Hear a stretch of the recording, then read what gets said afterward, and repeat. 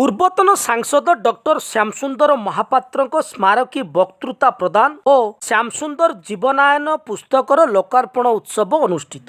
ବାଲେଶ୍ୱରର ବରପୁତ୍ର ପୂର୍ବତନ ଲୋକସଭା ଓ ରାଜ୍ୟସଭା ସାଂସଦ ପ୍ରଫେସର ଡକ୍ଟର ଶ୍ୟାମସୁନ୍ଦର ମହାପାତ୍ର ହେଉଛନ୍ତି ଏକ ଅନନ୍ୟ ବହୁମୁଖୀ ପ୍ରତିଭାର ଅଧିକାରୀ। ବାଲେଶ୍ୱର ସାଂସଦ ଭାବରେ ସେ ବହୁ ବିକାଶମୂଳକ କାର୍ଯ୍ୟ କରିବା ସଙ୍ଗେ ସଙ୍ଗେ ରାଜ୍ୟସଭା ସାଂସଦ ଭାବେ ମଧ୍ୟ ଦେଶ ଓ ବିଦେଶରେ ବହୁବିଧ ସେବା ପ୍ରଦାନ କରିଛନ୍ତି। ତାଙ୍କର ସେହି ଅଭୁଲା ସ୍ମୃତିକୁ ଉଜ୍ଜୀବିତ ରଖିବା ନେଇ ଯୁଗଶ୍ରୀ ଟ୍ରଷ୍ଟ ପକ୍ଷରୁ ପୂର୍ବତନ ସାଂସଦଙ୍କ 96ତମ ଜୟନ୍ତୀ ଉପଲକ୍ଷେ ଡକ୍ଟର ଶ୍ୟାମସୁନ୍ଦର ମହାପାତ୍ର ସ୍ମାରକୀ ବକ୍ତୃତା ପ୍ରଦାନ ଓ ଶ୍ୟାମସୁନ୍ଦର ଜୀବନାୟନ ପୁସ୍ତକର ଲୋକାର୍ପଣ ଉତ୍ସବ ବାଲେଶ୍ୱର ସ୍ଥାନୀୟ ଆତିଥ୍ୟ ଭବନ ସଭାଗୃହଠାରେ ଅନୁଷ୍ଠିତ ହୋଇଯାଇଛି। ମୁଖ୍ୟ ଅତିଥି ଭାବେ ବାଲେଶ୍ୱର ସାଂସଦ ପ୍ରତାପ ଚନ୍ଦ୍ର ଷଡ଼ଙ୍ଗୀ ଓ ସମ୍ମାନିତ ଅତିଥି ଭାବେ ସଦର ବିଧାୟକ ସ୍ୱରୂପ କୁମାର ଦାସ, ମୁଖ୍ୟ ବକ୍ତା ଭାବେ ଓଡ଼ିଶା ପରିବେଶ ସମିତି ସମ୍ପାଦକ ପ୍ରଫେସର ଜୟକୃଷ୍ଣ ପାଣିଗ୍ରାହୀ ପ୍ରମୁଖ ଯୋଗ ଦେଇ ଡକ୍ଟର ମହାପାତ୍ରଙ୍କ ଜୀବନାଦର୍ଶୀ ଉପରେ ଆଲୋକପାତ କରିଥିଲେ। ପ୍ରଫେସର ଡକ୍ଟର ପ୍ରହ୍ଲାଦ ମହାନ୍ତିଙ୍କ ସଭାପତିତ୍ୱରେ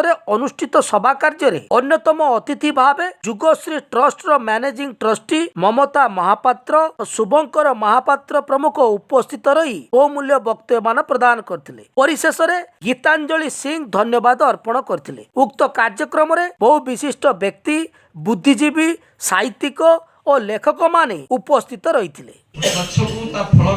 ଶ୍ୟାମସୁନ୍ଦର ବାବୁଙ୍କ ସହିତ ମୁଁ ପ୍ରତ୍ୟକ୍ଷ ଭାବରେ ସମୟ କଟେ, ତାଙ୍କର ପୁଅ, ତାଙ୍କର ପୁତ୍ର ବଧୂ ଏବଂ କାଟିକିରି ସେଥିରୁ ଅନୁମାନ କରିପାରିବି ଏ ଦି ଜଣଙ୍କର ଯେପରି ସମର୍ପିତ ଜୀବନ ଆମ କେବଳ ପ୍ରବୁଦ୍ଧ ବ୍ୟକ୍ତିଙ୍କ ପାଖରେ ନୁହେଁ, ସାଧାରଣ ଜନତାଙ୍କ ପାଖରେ ବି ସେମାନଙ୍କର ନିଃସ୍ୱାର୍ଥ ସେବା ଅତ୍ୟନ୍ତ ପ୍ରେରଣା।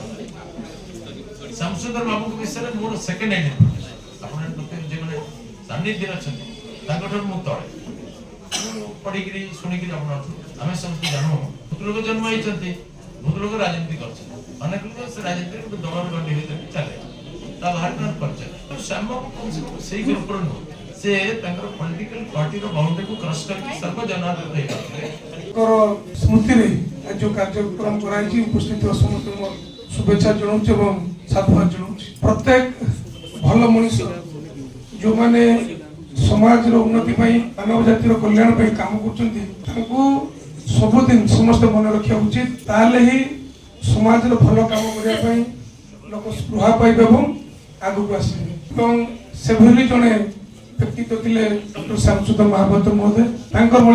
छोट जगार सी कमिटमेंट डेडिकेशन द्वारा से लोकसभा को जाते, राज्यसभा को जाते, एआईसीसी जनरल सेक्रेटरी थे, विभिन्न ट्रेड यूनियन लीडर्स थे एवं एक्सटर्नल अफेयर्स मिनिस्ट्री सहित बहुत भल संपर्क था एवं बालेश्वर माटी पर से गर्व और गौरव थे।